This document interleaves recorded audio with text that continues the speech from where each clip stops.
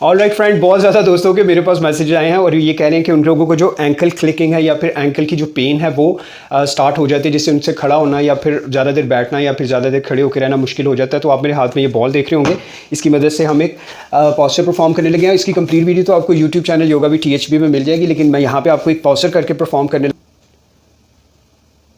ठीक है। थोड़ा सा मुश्किल होगा शुरू में इसको कंट्रोल करना और फिर बॉल को भी ना हिलने देना।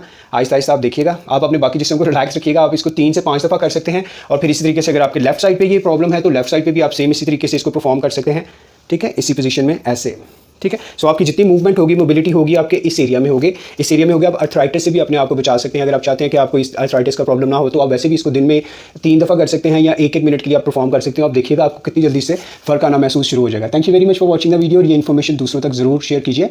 और आप भी इस तरह की और बहुत सारा वीडियोज़ को देखने के लिए यूट्यूब चैनल योगा भी THB या फिर फेसबुक